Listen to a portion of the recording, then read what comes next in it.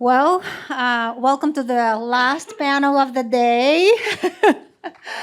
We will hold you only as long as you will hold yourself. But for the closing, we'll speak about the most exciting topic, money.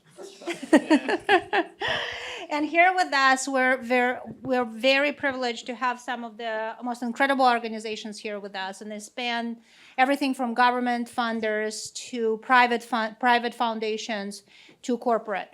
And Monica and I have been very privileged to welcome them and to also benefit from some of their support. So with us, I have Dr. Kathleen Fisher. She is Director of Information Innovation Office at DARPA. We have Keyanah Nurse, Senior Program Officer at American Council of Learned Societies. Dr. Evelyne Viegas, Technical Advisor at Microsoft Research Accelerator at Microsoft. And Doron Weber, a Vice President and Program Director at Alfred Sloan Foundation. I'm going to let them speak for a few minutes just to tell us about their organizations, how they view AI, how they are approaching funding, and their view on the project that we are seeing today. Kathleen, maybe we can start with you. Okay. DARPA is an organization who is charged with looking over the horizon for strategic surprise. DARPA doesn't do long-term commitment. So DARPA does research in terms of projects. So DARPA has done it in research, has invested in research in AI for like 60 years. So that sounds like long-term commitment, but it wasn't as a 60-year investment in AI. It was over and over and over again by investing in specific projects. The way DARPA does investment is in a bottom-up way through program managers. So DARPA has something like 100 program managers across 6 technical offices. Each time DARPA does a significant investment, there is a program manager who answers the Heilmeier Catechism questions, which is, what are you trying to do? How is it done today? What is your technical idea and what's your basis of confidence? If you're successful, who would care? And what are the resources you need? And how will you measure progress? I spend a lot of time, I'm an office director, coaching program managers and answering those questions. After they answer those questions, first in a Word document and then in a PowerPoint presentation, they go up to Tech Council, they make their presentation, half an hour presentation, half an hour of questions. They get a yes or a no, and then the resources get released. And then they go and publish a broad agency announcement out to the world. People then write a response. Those proposals get evaluated by a panel of government experts. The program manager evaluates those proposals. They make a presentation to the source review officer, which in my office is typically me, to say, these are the ones that I think maximize the chances of reaching that really broad goal. And then they go get funded, and then they're constantly evaluated according to those metrics. So like DARPA doesn't invest in an existing project per se, except to the extent to which it maximizes the chances of reaching a goal that DARPA has specified. What are some of the goals that you've set for your projects recently? Yeah, so like the kind of project that you're talking about is very much like in DARPA's, in the information domain's wheelhouse. So one that's very relevant would be advancing the pace of science. So the sci-fi project is about taking scientific statements and breaking them down to understand what parts might be true and what parts might not be true, and where do we need more evidence. And so one of the things that about this project that it seems really exciting is, could we accelerate the pace of science? And could we find the knowledge closure of what we already know? So DARPA ran a program following that process that I just described in like 2015 called Big Mechanism, which had the hypothesis that maybe we already know the cure for cancer. Maybe if we could correlate all the papers that we already have that are using different terms for the same thing and combine them all together, maybe we already have a cure for cancer. That was semi-successful. I mean, obviously we didn't find the cure for cancer. Cancer turns out to be like still way more complicated than we know.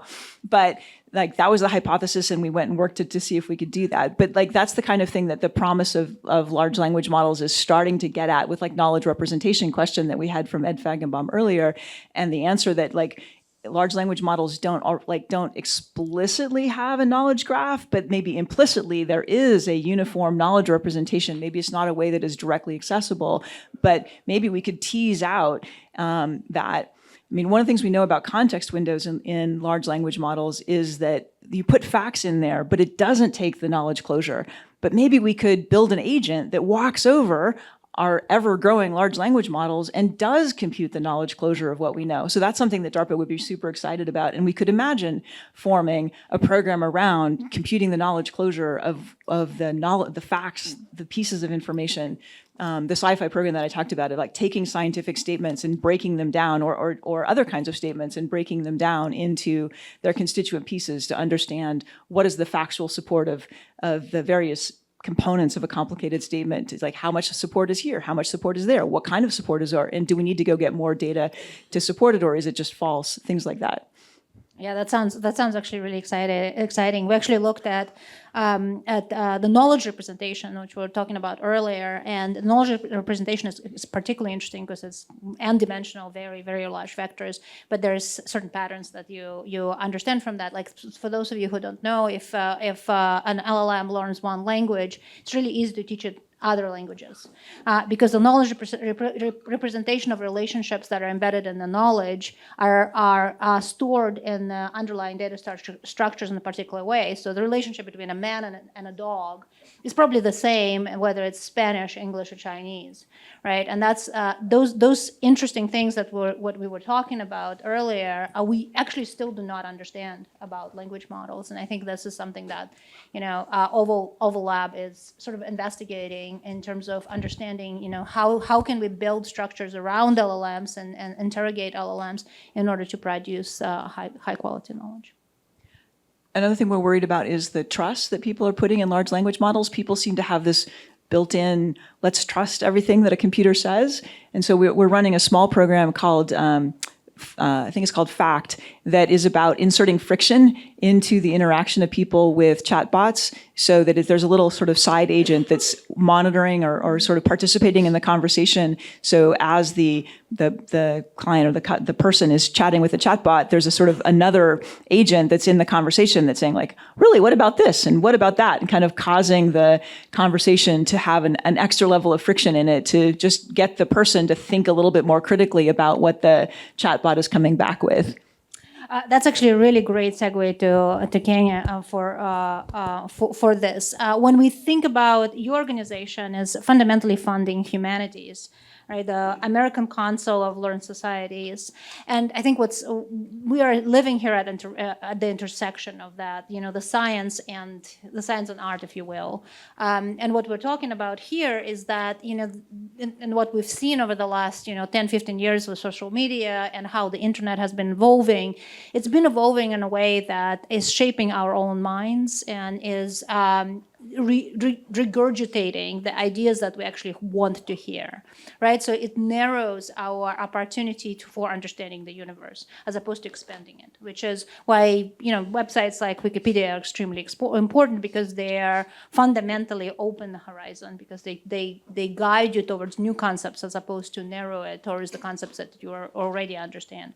And something like what you're describing, kind of a co-pilot style agent that can actually sit on the side of you and remind you maybe even like, oh, well, maybe you should fact check that, or there are alternative opinions on this. So how do you think about funding technology projects that affect humanity much more broadly? Good afternoon, everyone. I hope you're all passing through the 3 p.m. slump as I am. My name is Dr. Keyanah Nurse. I feel obligated to make the joke that my name is, in fact, Dr. Nurse, so I did want to say that.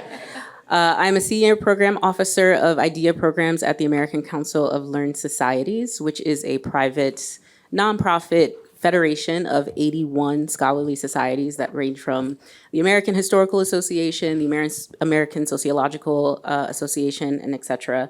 And for the past century or so, our primary function has been sort of offering grant and fellowship programs to scholars in the humanities.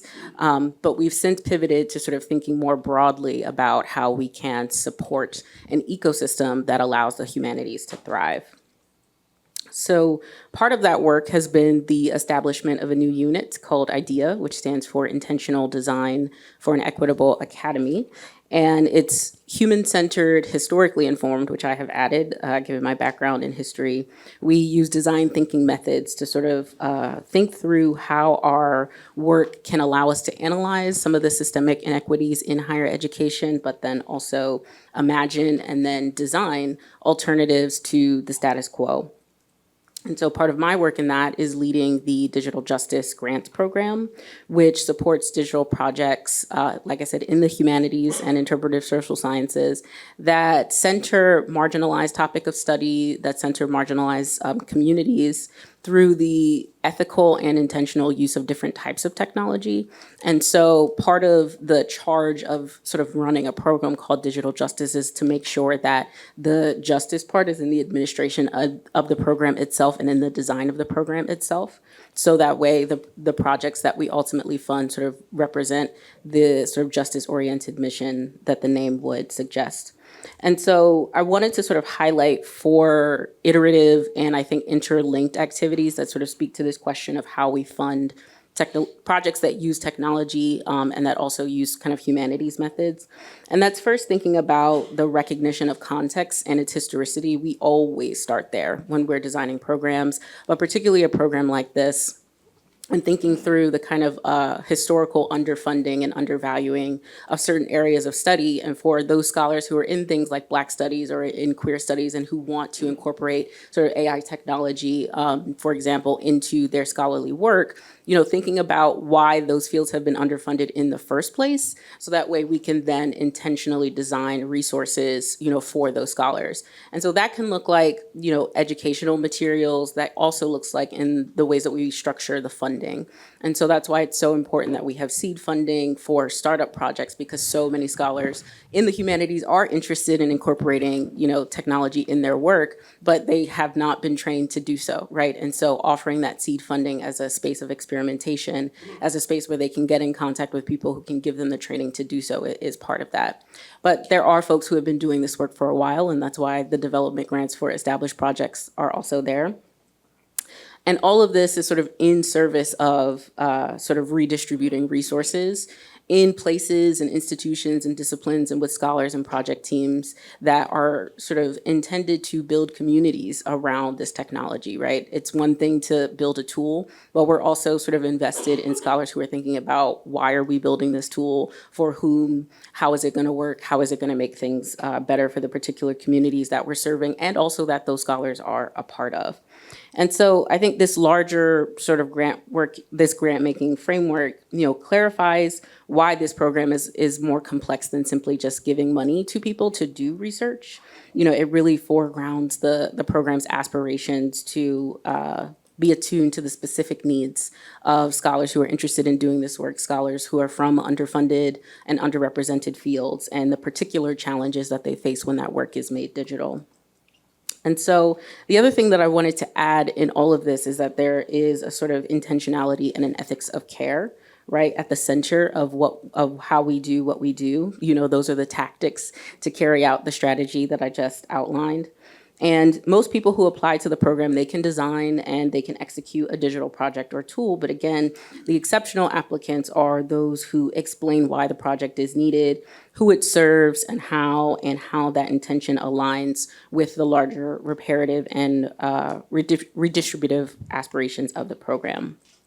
And so this is also why I think so many of the programs or the projects that come out of our program have extramural community partners. So they have partners that are, you know, located outside of institutions of higher education for very particular reasons. And so that's been one of the challenges, I think, in terms of figuring out how to support that collaboration across institutional lines, which I'm happy to talk about in a little while. Keyanah, how are you thinking about a project like this one? What stands out for you from this for your foundation, and how would you think about this funding something like this long term?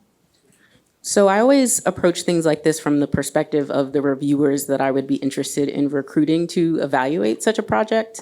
One of the things that strikes out to me is the sort of concern with baking in the multiplicity of different types of interpretation into the output, which is a personal concern for me as a humanist, the sort of attraction of these models of just outputting one singular answer to things, which makes me kind of concerned as a historian where interpretation is our bread and butter.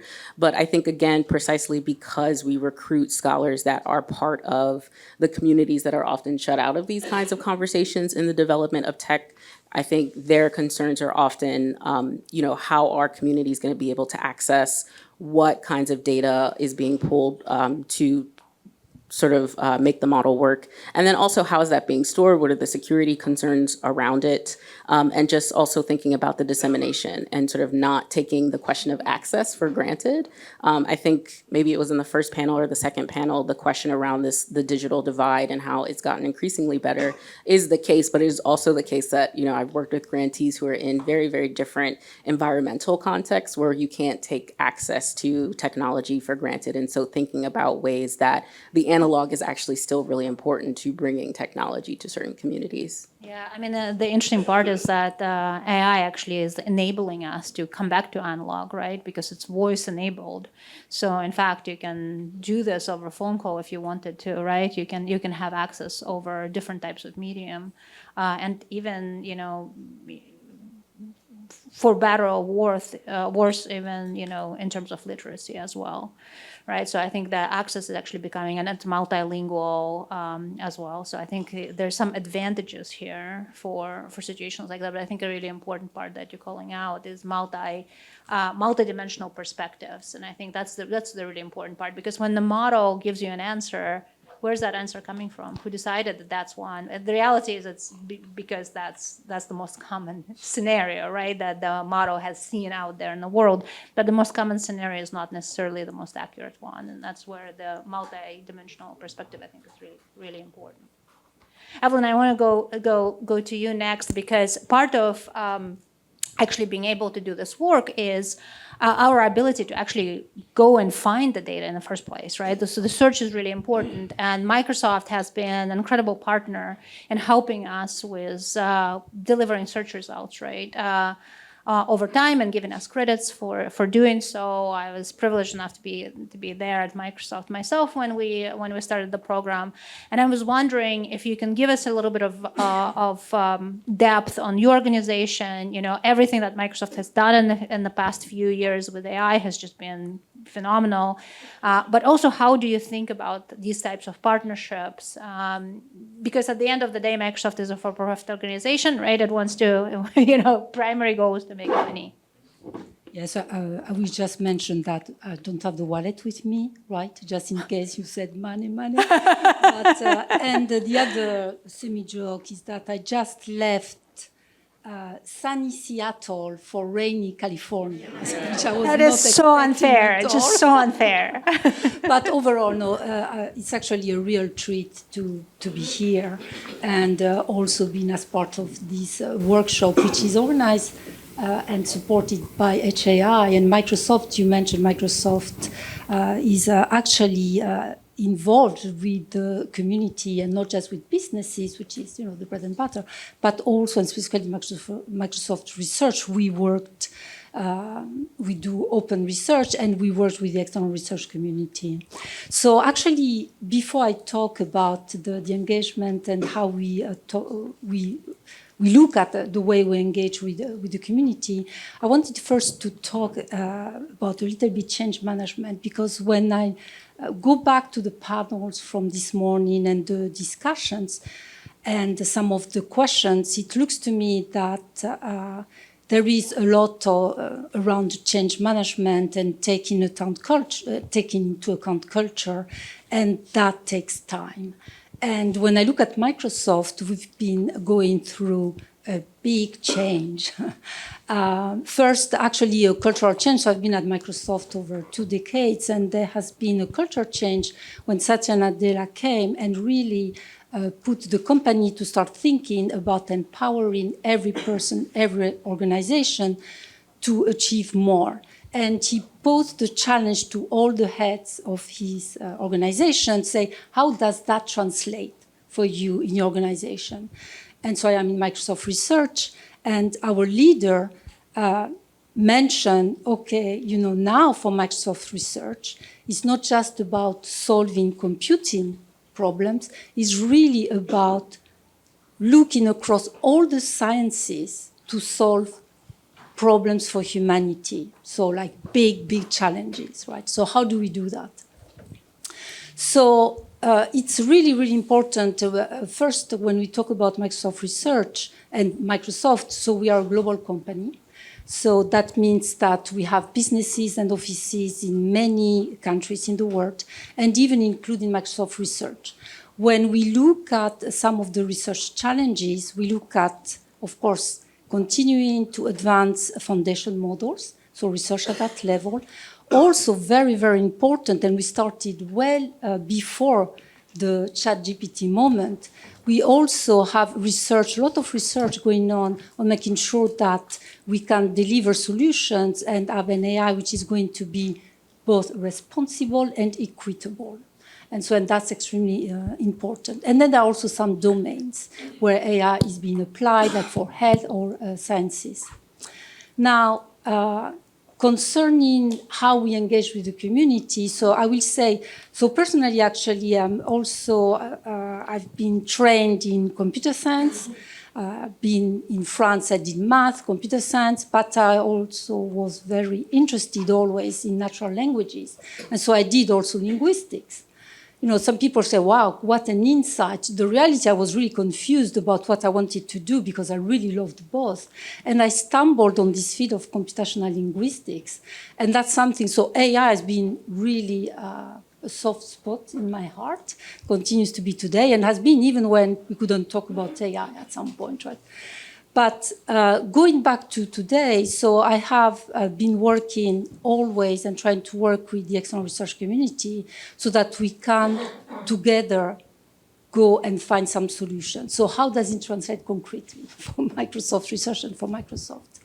So moving forward to AI, when there was this ChatGPT moment, I think it became very clear in industry, but it became very clear for us also at Microsoft, that we were in a situation where we had access to lots of compute, great tools, and that actually the rest of the world and especially also in academia, did not have access to those tools.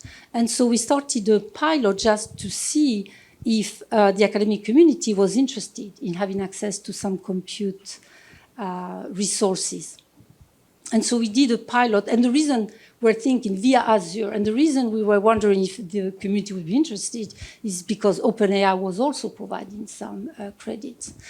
And we realized very quickly that actually there was a lot of interest, and specifically in some domains, but overall because Azure provides a secure environment, a safe environment, and an infrastructure that can be used beyond just doing search or beyond just using one or two services. And so we've continued that program. But more importantly, so we did that grant program. It was an open call, global call. We had, I think, 600 proposals. We provided Azure credits. And what came back very quickly is that one size does not fit all. And very quickly, the community was saying, well, it's not just about LLMs, but are there things like smaller, right? And of course, now we have small language models, tiny language models. So another one was, it's not just about one language, it's about multiple languages, right? And actually, not only that, but it's also a question of culture. And so people were coming back with like, hey, are you in industry thinking about all these things? And the most important point is really starting to have those conversations and building kind of that research network where we can start thinking about we are providing solutions, but there are so many more great grand challenges that need to be solved. So I'll stop there. Well, I'm just curious, what were some of the more interesting projects besides Oval? The Oval. I'll come back to Oval actually, because this one started a while back. Too many to count actually, but I would say one which really I mean, I was amazed by the work that people were doing, and so fast, right? Like the rapidity at which those professors with the students were using those resources. So one example, I'll give a couple of examples. Actually, two on education. And so there is this example of a professor in South Korea teaching a class in English. They teach classes in English, but a lot of students don't speak English. And so when you are a student and you come to learn, you actually first have to go over the hurdle of learning English and at the same time learn the class, right? Like the specific competency there. And so they developed a chatbot to make it really easier to learn English and verify when they were writing their exercises to check the English so that the students could start really focusing on the class as opposed to how to write the English. So that was an example, maybe a simple example. It's like, wow, actually AI can really help very quickly, right? Others take longer term. So there are examples, partnerships also with some doctors who are working on medical imaging and how it can improve the outcome of the patients. So many examples, but those two really resonated with me very early on. Thank you. Oval, sorry, if I may. Yes. If you want. Yes, I want to. absolutely, please. I mean, no, just in terms of. you were saving it for special. We'll come back to it too. But just in the context of why we were working on this partnership. So actually, that started well before 2025. I think it was back in 2021 when with Monica, and she came to us and she was talking already about the need to have this conversational agent, right?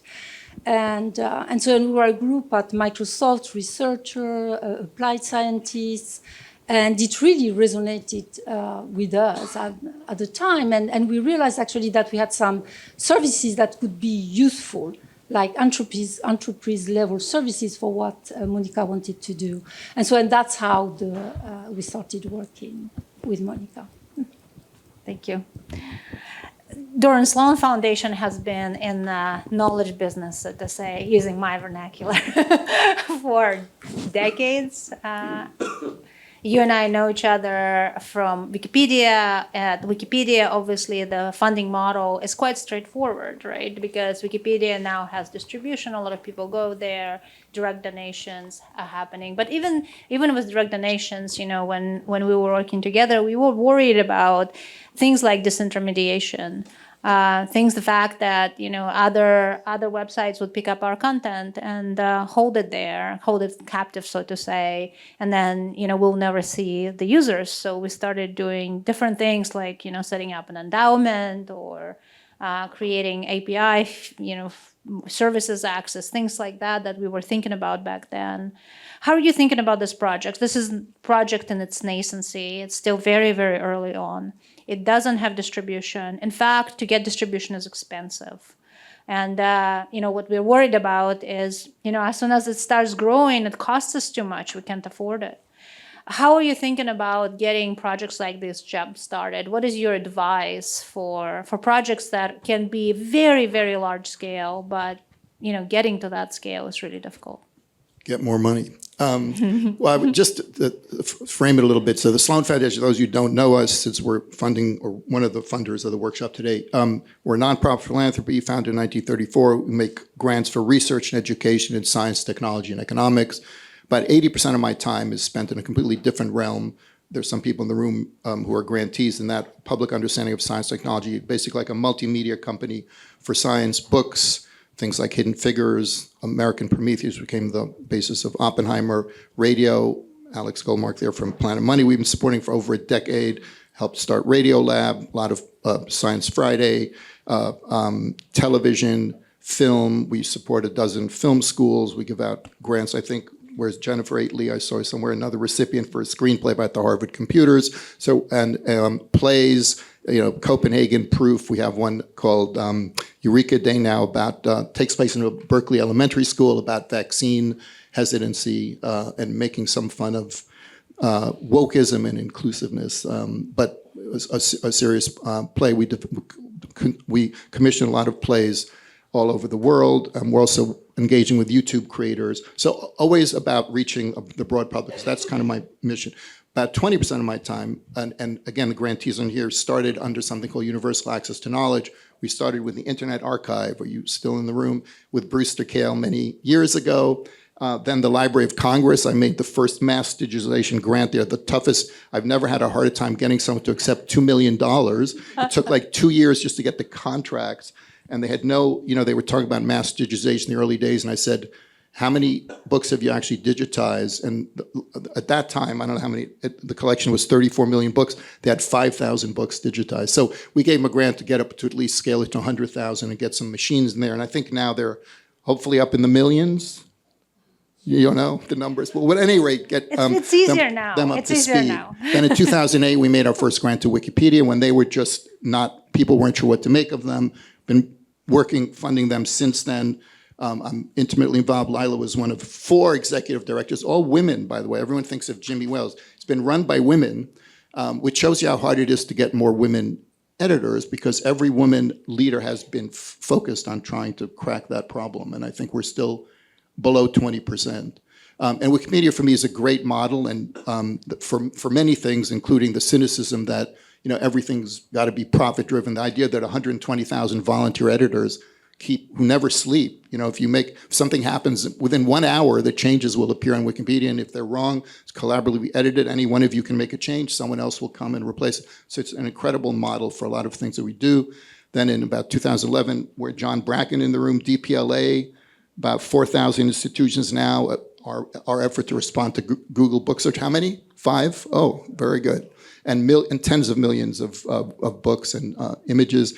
Then we, about 2016, 17, worked with Consumer Reports, again, where we became concerned about the very things you're talking about now, about digital standard. And then Monica, I discovered, in 2020, before the LLMs, we gave her a sizable grant for the privacy protecting digital assistant, open source. And again, the same idea. We're worried about everything is commercialized, and nobody is interested in the values of a university and of just verifiable information that people can rely on. So it's really the same. And then most recently, NeuroRights Foundation working on neurotechnology, because we're concerned. You talked earlier, Lila, about the brain being very programmable. Now we can actually start reading and uploading neural data, and then with AI and sensors, the technology is getting really frighteningly good.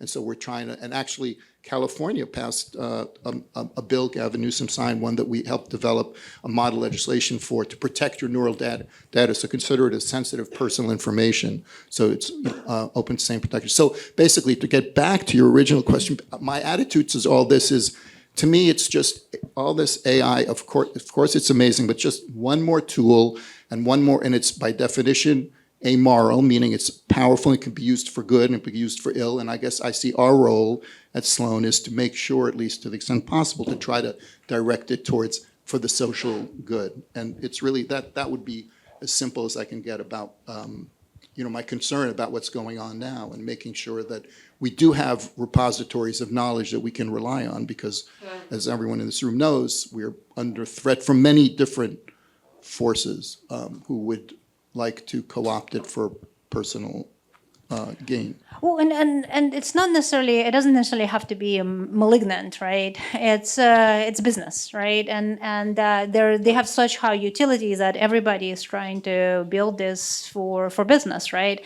But meanwhile, the world actually needs open access to knowledge, right? Sorry, Lila, I'm going to stop because you say for Please. business, but we've never in history had companies as powerful and as wealthy as big tech. We've never seen anything like it. They're countries. And we've in had and no of themselves, regulation, yeah. despite all, and I'll be a little bit J.D. Vance saying, oh, they're going to over-regulate it. There's not been one regulation passed, despite all the screaming about you're stifling innovation. So I do think that You mean on AI regulation, or? of big tech. I mean, there've been no regulations have been passed. There's regulation that gets passed around all the time, right? You know, the GDPR regulation then got That's Europe, not in the United States. Yeah. Well, the United States mimicked it, right? And Yeah, so, just to say, like for companies which are global, that usually if you're going to go to, you have to. It's not if you have to go and implement GDPR. So then you do it. You do it Microsoft globally. did it. Yeah. As it worked. Yeah, but America's been a laggard. in Yeah, terms America of, is the slowest for sure. Yeah, usually the states actually will start implementing it first. So you see it in Washington, you see it in California, and then the rest of the country starts to go. I mean, but you're right. It's the power of the big corporations right now, the technology corporations, is very significant. It's, you can look at it, and by, you know, if you look at it just by sheer magnitude, it's like countries in and of themselves, right? There's this that much gravitas there, and a lot of them, you know, will try to do the right thing, but at the end of the day, you know, the market sets the value, right? And their attention, you know, attention is all you need. Their attention is on the next quarterly results, right? Meanwhile, you know, it's not always the only thing that's important. I'm a venture capitalist, so, you know, I'll say it, no, perfectly blunt about it. Yes, you know, for a lot of times, you know, that is the way to get progress. But, you know, there are some areas where public good is not funded well enough because of this sort of run for the future in for-profit world, and we saw this with the internet itself, right? In the 90s, you know, the kind of Tim Berners-Lee version for the open internet, it's everybody, all the flowers are blooming. Over time, it turned into closed gardens, and I think we are living on the precipice of sort of the next big change where everything will be closed. And we just learned from listening to the previous panel, you see this, because people who are actually producing knowledge or creating information, they're afraid, right? They're afraid for their jobs, they're afraid for the content that they create, because models, like Ilya Sutskever said once, they just want to learn. And in my world, I call it, they just want to eat. They want to eat all the knowledge out there, right? And once they have that, as a user, you don't have to go anywhere else. You just go to the model and you ask the model. And sadly, you know, even if it's inaccurate, you probably don't think to double check it. You don't have time to fact check it, right? So we're in this very strange situation where, you know, the gravity and the pull of the market is pulling us towards this future where the few models are going to be the answer, are going to give us the answers to everything and do things for us. And what is the counter example of that? What is the example that gives you transparency of why the model answers you, gives you a certain answer, and giving that answer to everybody and giving them the full spectrum of all of the results that come up when you ask a model a question, right? And nobody's kind of hunting after that today. And how do we protect, the question that I have for the panel is, how do we protect that in light of the fact that, you know, everything that's happening in a for-profit sector is important and great, but how do we also make sure that we have a common space and protected space for the open to the public knowledge? Before we get to, I just want to add my colleague, Josh Greenberg. Josh, raise your hand, he's back there. Josh runs our technology program, and for the moment, he's researching how humans and AI systems interact and also funding some small-scale technology prototypes that make applications of AI tangible, especially focusing on scientific research.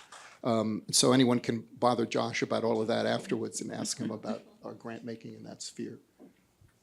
But everybody at Sloan, as well as everywhere else, is asking, what are the opportunities and risks of AI? Because it's obviously here, it's changing everything. And so it's a question of how we change in response to it. And Monica, I think one of the reasons for supporting this, I mean, I think Monica is ahead of everybody, is from my point of view, in terms of what she's trying to do, in terms of doing it the right way. How do we, instead of give up and say it's too late, which everyone is always, I remember when 2012, some New York Times thought thing, and someone from Facebook wrote, privacy is over, and I wrote, privacy is just beginning. And in 2012, I sounded already like the old fart who was totally out of, because get over it, dude, privacy isn't over, it's what makes us human, and it's always worthwhile trying to get it right, and I think people like Monica that try to create, I think over time, you will win. The question is how to survive short term, which is what Oh, the other funders in just this room even should- how to keep this growing, right? Because there's clearly a need, right? And with sites like Wikipedia, it was fairly straightforward because it wasn't that expensive to get it going, right? The cost to serve was very, very low. It still is very, very low.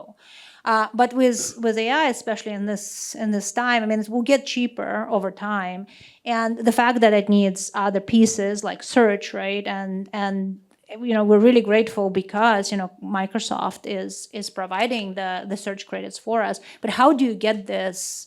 How do you sustain this as people start using it more and more? Yeah. If I may, so search, yes, absolutely, but it's also access to leading models via Azure, so it's not just search. I wanted to mention that. But actually, you're right that it's not just one company or one solution, I think. And I just want to highlight one program which started as a pilot last year, and this is the National AI Research Resource, which was NARE, which is done with NSF and I think WSTP, maybe, I can't remember. But, and this is a program really to enable the academic community, enable projects like the one Monica and her team are working on, to have access to resources. And there are multiple entities, multiple organizations who are part of that pilot right now. And not just Microsoft, there are other industries, et cetera, et cetera. So maybe it's not open or closed industry and maybe it's and. Exactly. And figuring out what each one of us we can do, because at the end of the day, I think even for industries, I mean, we want to serve the customer, right? And so if the customer doesn't get a good, cannot do their job or don't receive the information, eventually knowledge that they're looking for, then that company will not survive. So Exactly. and there is a lot of research, to be done on many questions, right? Yeah, and a lot of times foundations provide sort of the first jolt, right? So DARPA oftentimes, will put the initial money in, get the research, sort of breakthrough research, and then it gets productized out there and sort of gets to scale past that. Are there any new ways of funding that any of you are seeing out there for projects in this AI age? Maybe some of that, hybrid funding between where for-profit, non-profit, government all come together. Maybe different types of fundraising.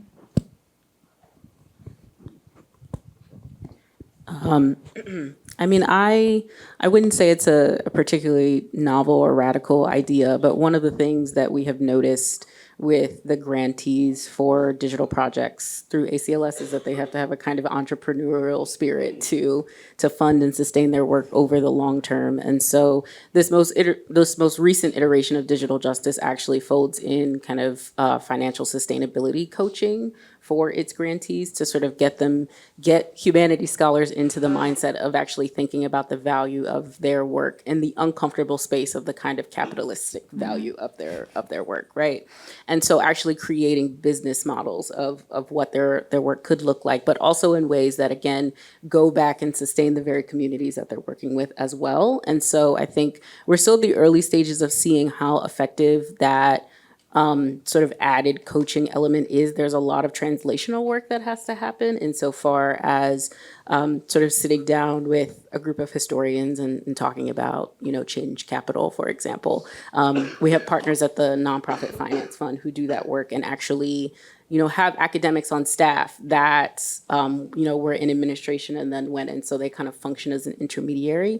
But I think at least our approach is sort of that first step of giving people the tools to be able to imagine where their projects can live even outside of academic institutions and what that looks like. It's really helpful. So, sorry, you. I would say in the last 5 or so years, DARPA has added a lot of emphasis on when we start a new program. One of the things that we also think about is the transition path, so the impact maximization plan. So like, which is like, okay, imagine your tech. Of course, there's a name for it. Of course, Impact. of course.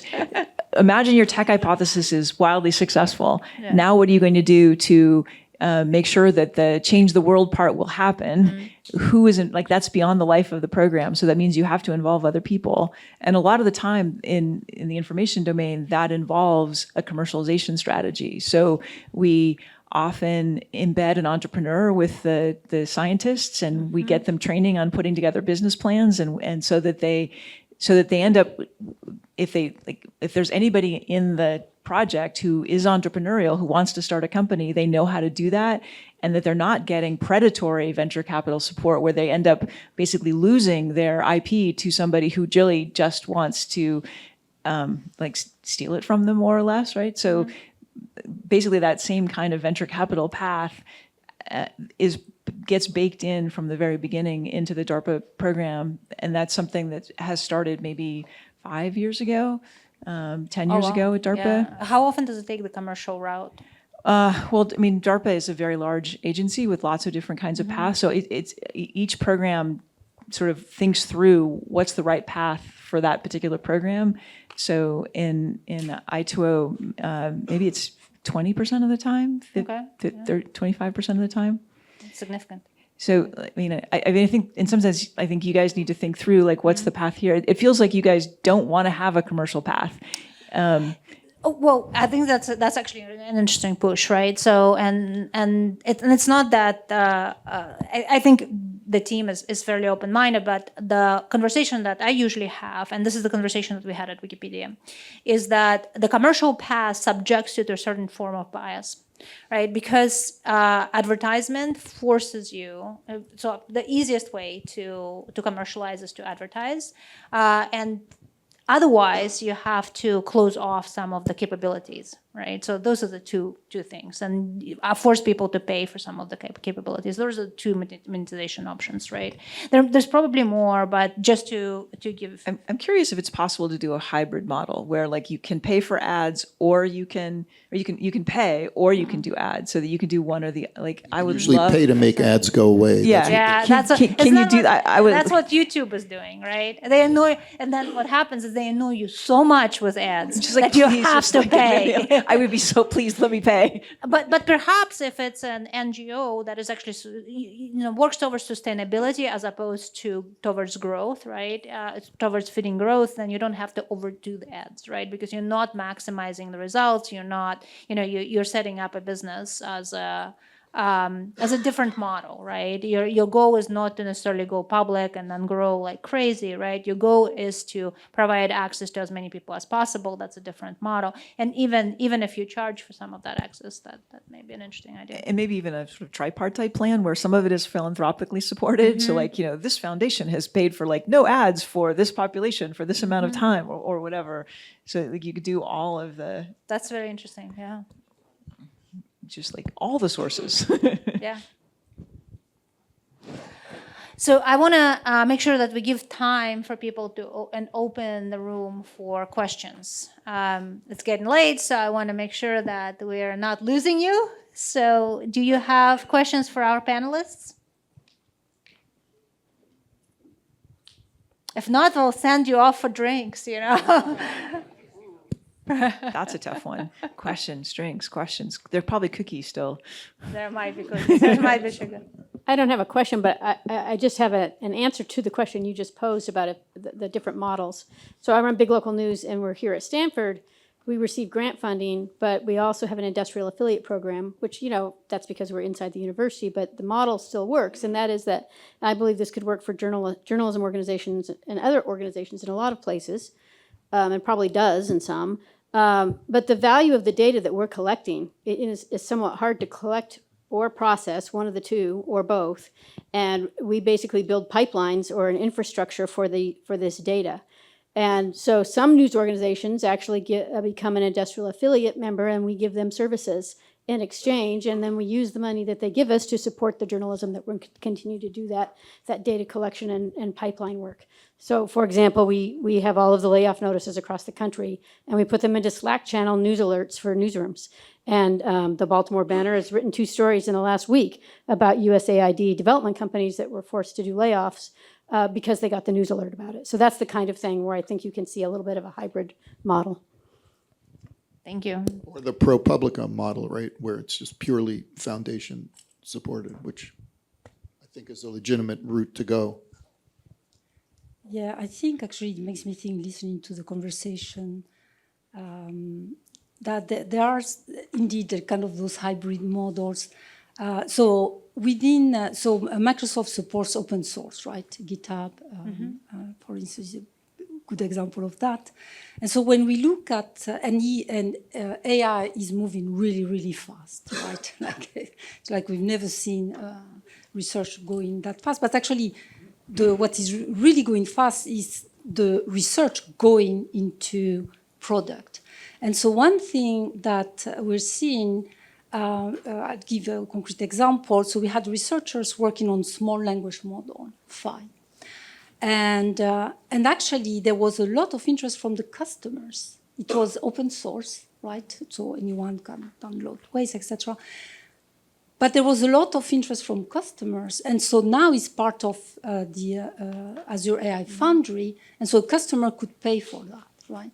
And so it's kind of the same technology still available for researchers, for people who want to try it out, experiment with, and people who actually say, oh, that looks good, but I need enterprise level safety, security, other attributes, right, characteristics. So I wonder if that's something also that could be looked into.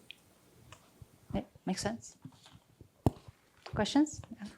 I'd like to address my, sorry about this, ACE, but I'd like to address my question to the people who manage millions and millions of dollars, of which there are 3 of you on the panel.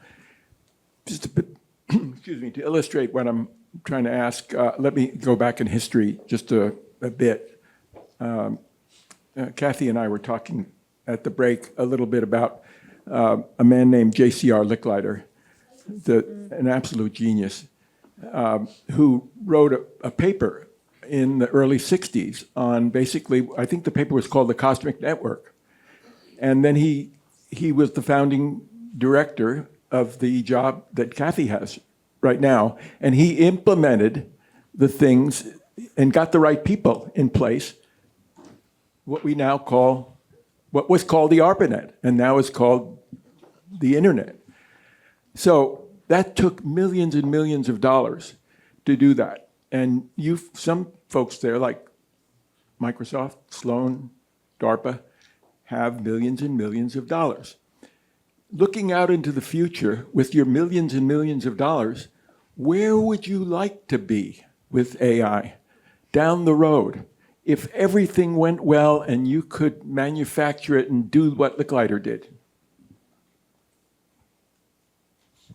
Well, we'd have Monica's assistant assisting everybody in the country and in the world, making sure their information retrieval was accurate and reliable. That would be certainly a huge step forward. I'd like it to do knowledge integration of different modalities. So like you could reconstruct a scene in all different modalities. Just like what happened on the Maidan in Ukraine, for example, but automatically integrated instead of painstakingly integrated by a bunch of architects to try to recreate what happened all the time in whatever scene you wanted to have, things like that. Or like when you're researching something and you don't think to ask the right question, but the system tells you, by the way, you should be asking this question from this perspective. Things like that. Those are two items on my wish list. Also, with different levels of privacy or different levels of security, since I represent the intelligence community too, multi-level security, where the information is kept at the right level of security. And if an analyst asks a question, information gets integrated from all sorts of different levels comes back to the analyst at the right level of security for the analyst's level. So it could be that you get information from secret, top secret, all sorts of different compartments. When you put that level together, it comes into another level of security. It gets downgraded to the level of that person without any indication that it got downgraded to that person's level of intelligence, and no leaking between it and no hacking to make it possible. And you can get really dirty data that all gets cleaned magically and sorted out automatically with no need for human intervention anywhere in that pipeline. No need for humans. Well, no, humans have to make anyway, humans still want to play around, so we still need humans. That's some wish lists. I think some of those are partly plausible at some point in the future. So filtering security is something that has been worked on anyways, because it's required kind of by AI anyways, because output of AI is so, it gives you everything and then you have to filter it. So I think we're on the path there. Sorry, Evelyne, Yeah, please. no, I was just going to say, so I like all those answers. I will add, I think for me it's really AI providing solutions globally and locally. I think I really feel strong that everyone should be able to have access to AI, not just access, but be able to use it to improve their jobs, their lives, and have fun too. I think sometimes we forget the aspect of fun. I just wanted to follow up by saying people should recognize that the Nobel Prize for Chemistry a few months ago was given to the people who did an AI program for protein folding, and that was incredible. That is staggeringly amazing, is what they did. So none of you have mentioned anything about knowledge that is captured, that is dramatically amazing in human endeavor. Was the protein folding really that amazing? It was much faster. Yes, it really was. Computationally, it was much faster. But it was absolutely stunningly amazing. Plus the fact that they computed the integration of all of those proteins with the other biological active molecules as well. That was AlphaFold 3. I think the knowledge closure is really important and really cool, like what I mentioned at the beginning. I think accelerating science is really important. I think it's going to be a super hard problem. Even if we get to something like AGI, whenever we get to AGI, if we get to AGI, it's still science, advancing the scientific frontier is still going to be a super hard problem, because physics is still going to, the laws of physics are still going to be the laws of physics. Combinatorics, exponentials, undecidable things are still going to be undecidable. Combinatorics, exponentials, biology experiments are still going to go wrong half the time. So like even AGI is going to have a very hard time advancing the laws of science. Material science is still going to be really, really hard. And the really cool materials are still going to be like a 1 in a billion thing to find that require, like, yes, you can do the theory to it, like the AGI system will be able to do the theory much, much faster than people would have been able to do the theory by ourselves. But running the experiments to confirm is going to, like, it's a huge search space, and finding the needle in the haystack is still going to take forever. Well, still going to take a combinatorially long period of time. Yeah, I have to say, I look at it, for majority of my time purely from commercial perspective, and I completely agree with you. I think the really big audacious goals are in medicine, chemistry, physics, etc. Things that we don't understand. Most importantly, our own body, right? We do not understand our own physiology. We do not understand our own brain. Right, and we're all, for the first time, we're on the we have a chance, because in fact we can't understand it because there's just too much complexity. So our own brain cannot hold it, that level of complexity, and that's why we need to offload it to AI or basically silicon-based compute. And for the first time, we have an opportunity to basically narrow the universe of discourse in order to be able to run these experiments first in silico and then ultimately in a lab and ultimately use them as it becomes medication or medicine. So I think we're at an extremely interesting time from that perspective. But I think in order for us to get there, we need to diffuse the innovation. We need to diffuse the innovation in order to put it in the hands of everybody. And this is the project to do this. Sorry, go ahead. I just wanted to pick up on the fact there seem to be a few differences in how people think about where this technology is ultimately going. Specifically, I mean that based on some of what Kathleen has said, these large end-to-end automated systems that look like large searches in material science or proteins, have a lot of impact and leverage versus the more Microsoft approach, which is betting that human in the loop is going to be the thing that carries us to the end, and that, obviously the workforce is going to be hugely optimized, but, not that much end-to-end automation is going to end up existing in these companies that's going to have huge layoffs or that sort of impact in the labor market. So from where I stand, that seems to be somewhat a split in the panel, and I was wondering if you guys could speak, if you agree, or how you see your differences in outlook on that.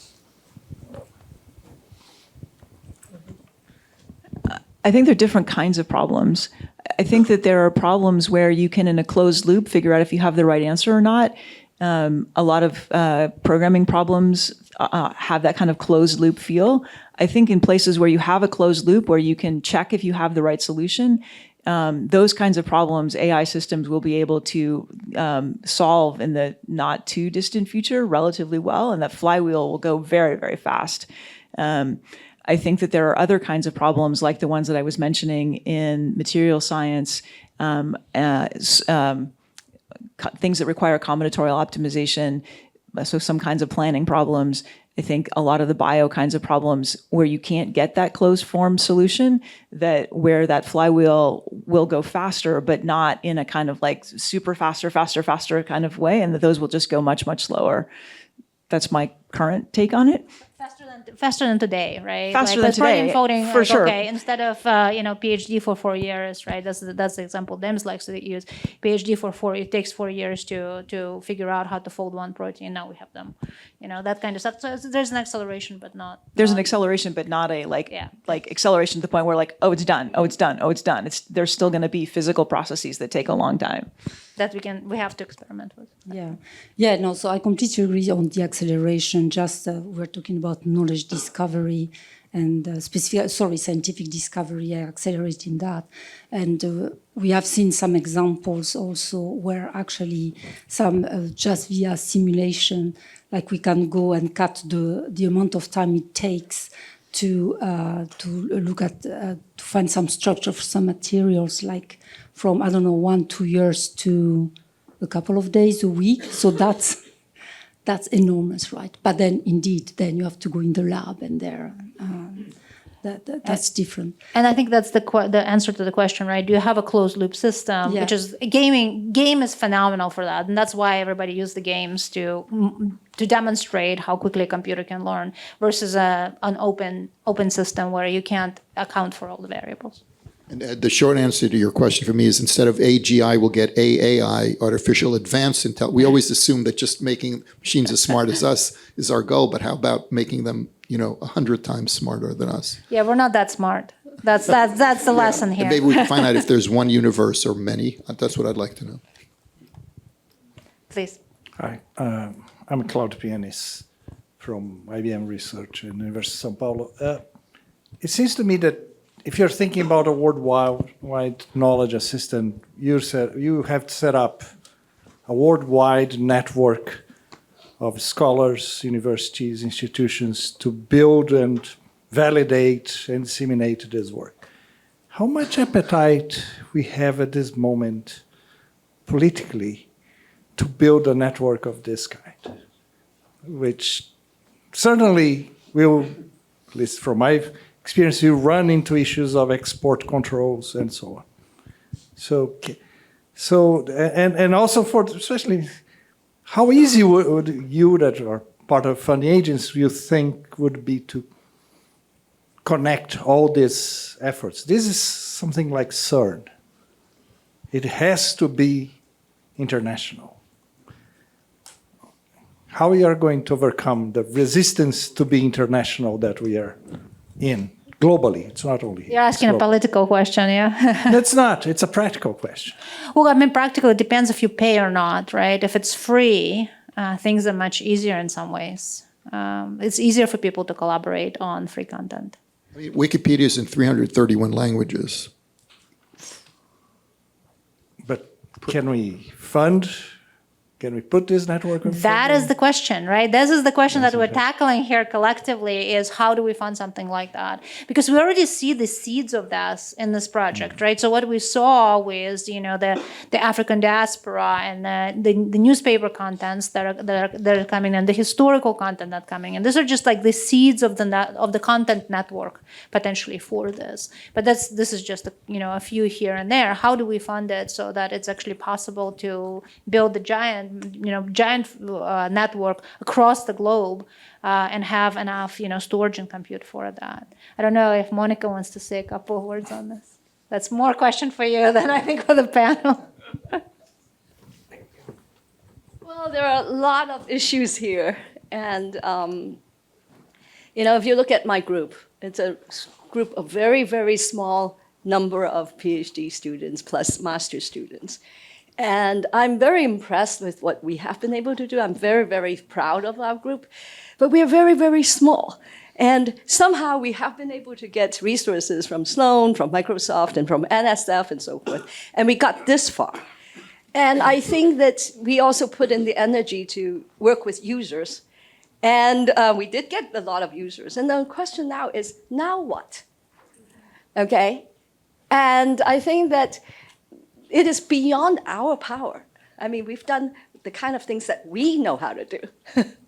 And that is the reason why we kind of open up to this workshop and get everybody to chime in on this problem that is completely outside of my, my ability to help.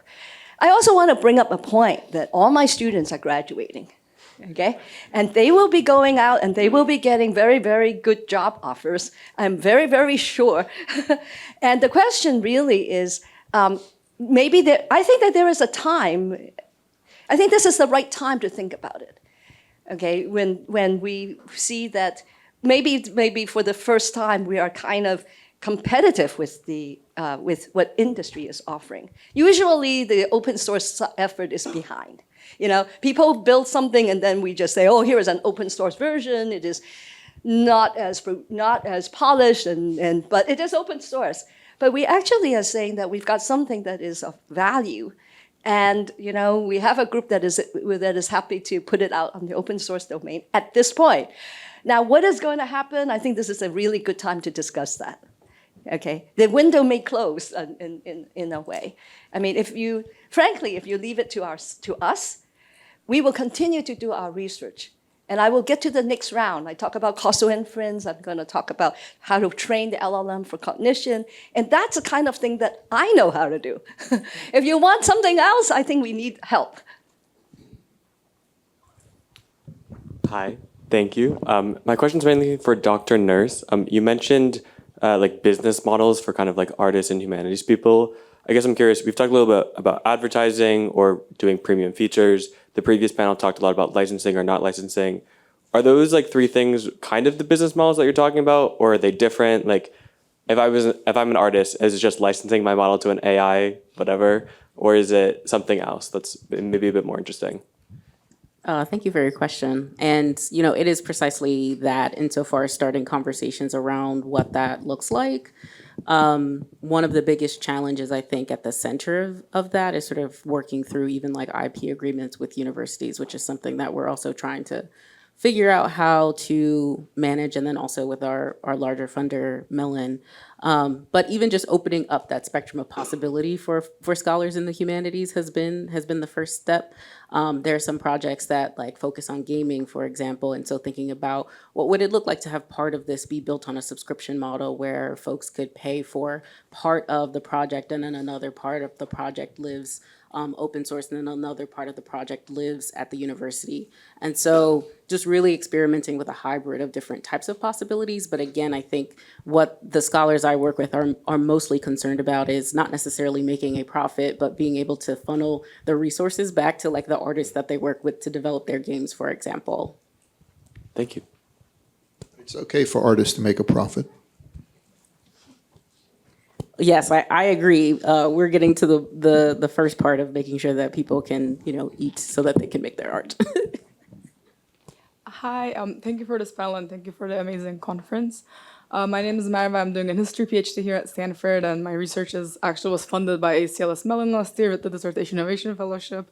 So, but I was this is a very interdisciplinary setting. Like, we have a lot of historians in the room. They're talking about knowledge, worldwide knowledge.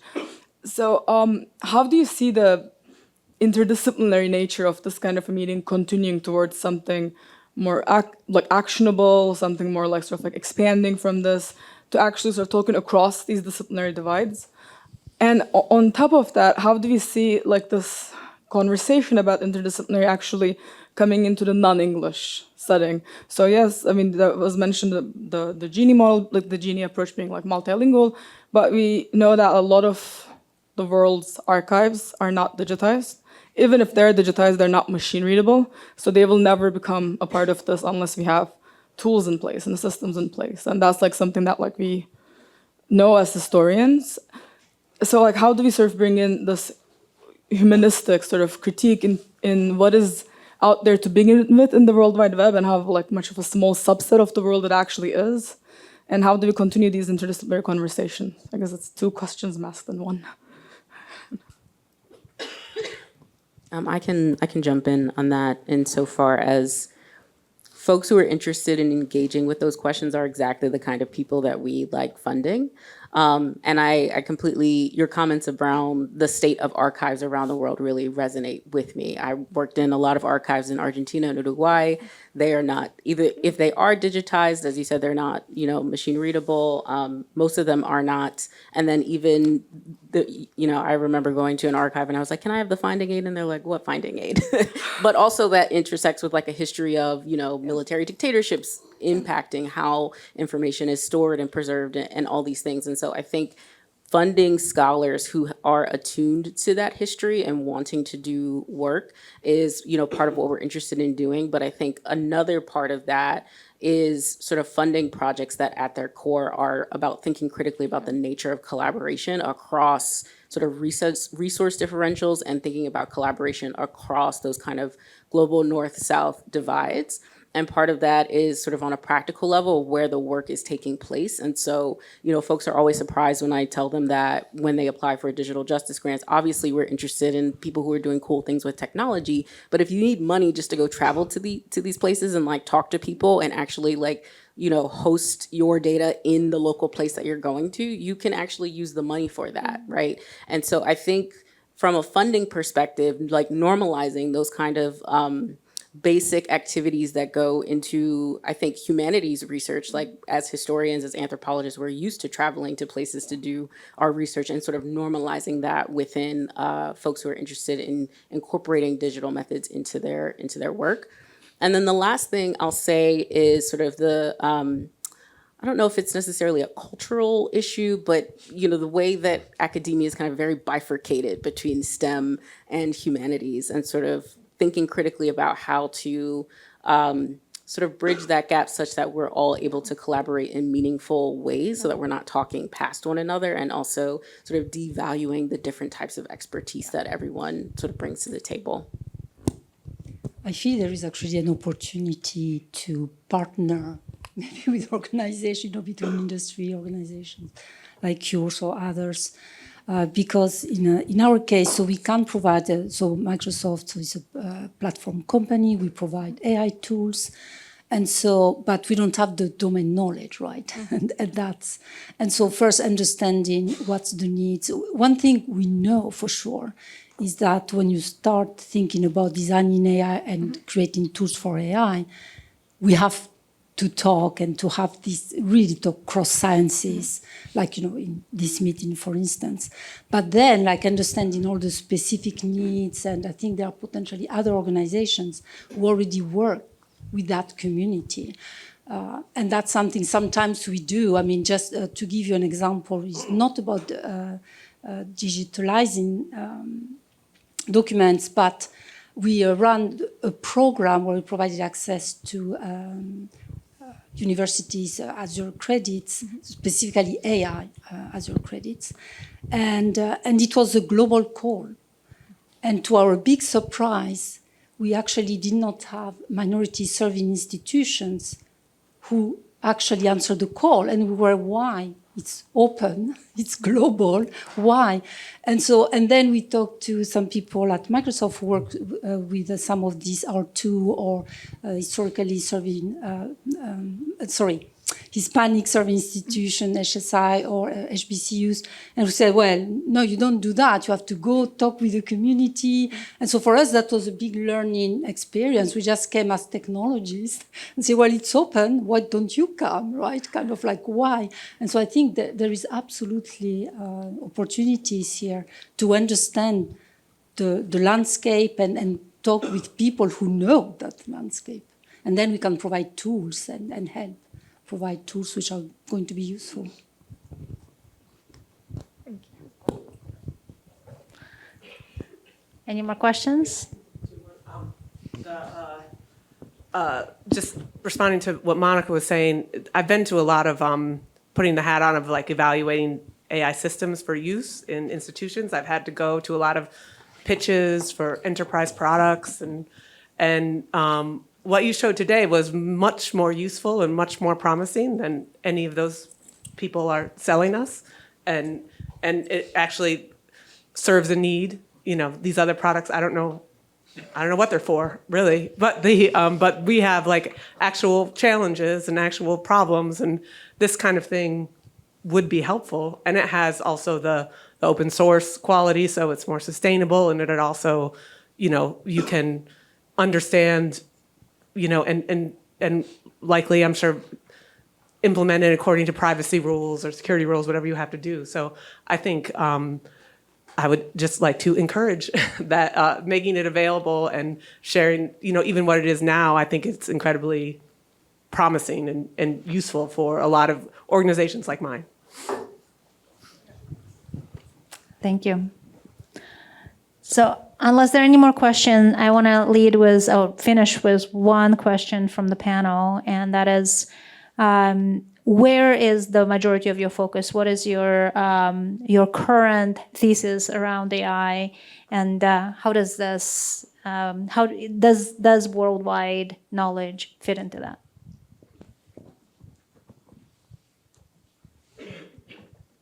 You want to start, Doron? I'll start with you. I'm going back to my hammer. I want to make sure that hammer is used to build you a beautiful house that's, you know, modern. I'm going back to my hammer, and I want to make sure that hammer, what we call AI now, that's just the latest amazing tool, is used to build you the most beautiful house possible and not to smash your brains. And that's my broad perspective on it.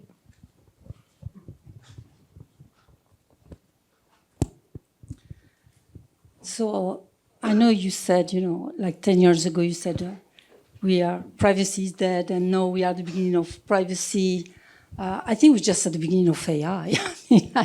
And I've been in AI for decades. I mean, so very different. So this type of AI. So I hope that there are more venues like this one. I think it's a lot about conversations. So that we can get to a place where the AI is really going to help solve problems, and make sure that we all survive, right? And we are happy. But I think it's going to require lots of conversations. It's not just technology. It's really, I think there are a lot of socio-technical research issues that we really need to bring to the table, and culture changes too. So I think that at the core of it is really having those platforms for conversations and hearing those new approaches, like what Monica is working on, and embracing those new approaches and see where it brings us. Mm-hmm. So I think one of the things I often sort of center when I'm talking to scholars who are interested in this tech is the importance of slowing down. And I think one of the panelists early sort of mentioned this, especially in university incentives for how we do research. And I think that's so important, of just adopting a slower, more intentional pace, and sort of really sitting with the desire that folks have for even engaging in a kind of, generative AI in the first place, and sort of really leaning into, I guess, the lost desire for, multiplicity, nuance, multiple perspectives, and sort of thinking through how we can then bake that into the design of these things.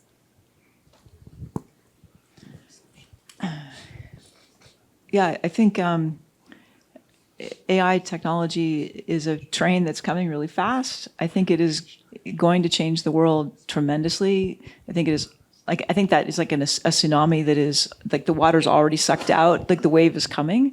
It's going to change society tremendously in ways, some of which are maybe predictable, many of which are not predictable. I think we're not particularly well prepared for that. I think that's true even if the technology doesn't improve any over its current levels, which are, I think Chris Manning captured it pretty well this morning. Like in some ways it's like gobsmackingly amazing. And in other ways it's like, oh my God, that's terrible. I think it's both at the same time. I think that there's lots and lots of room for improvement. And the Genie system is a huge advance over what the current state of the art in practice is. And I think we need many, many more such advances. I think even without those advances, that tidal wave is coming, and figuring out how to mitigate the damages that are coming and take advantage of the advances that are coming are going to be really important. I think a little bit like the future's already arrived and it's just unevenly distributed is also true. I think that there are people who are currently able to make much better use of the technology that's already out there than others. Like some people can't figure out how to get it to do anything, and other people can make it do amazing things. So I would encourage you, if you haven't already started to play with the technology, to play with it, to be better prepared for what's coming. And go to Oval Labs website and try all the different tools if you haven't tried them all yet. I want to thank our panelists. Thank you so much for being here. Thank you, all of you, for coming and joining us. Tomorrow will be an exciting day of actual show and tell. Please come and see that.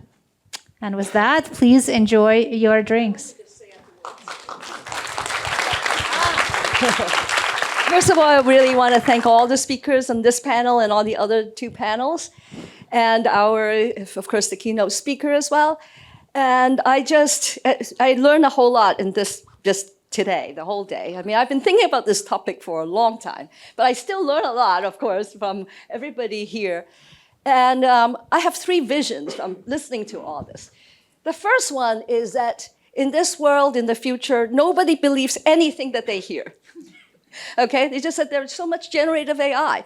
I'm just gonna forget about everything. I don't know anything anymore. The second vision is, LLM is not always correct, but hey, that's so easy to do. I'll just talk to LLM and whatever it feeds me is good enough. So those are the two futures. And then there's a third one, which is that, here is a website you can go to and you can talk to it, and it will actually tell you what is known and what it doesn't know. And I think that the closest thing we have is probably Wikipedia today. And that was 2000 and, when did it get started? 2001. Today is 2025. A quarter of a century later, I think that we have to have an update. It is a place where you can read news, where you can read everything else, and also we're talking about the knowledge graphs, the scientific knowledge graphs. For example, NSF has a project building knowledge graphs, but we really need access. There's no preservation without access, and there is no access without preservation. All this work that we are all doing, generating and creating knowledge, we have to be able to access it instead of getting an approximation of the access using LLMs. Anyways, I think that is, it's a very important topic, I think, and I think this is just the beginning, I hope, and we will have many more conversations. I hope you guys enjoy the workshop and had a great time in this room and also in the discussions outside, and I hope you have talk to each other and see if you can collaborate. And now I think we are ready to go for drinks. We go for a break.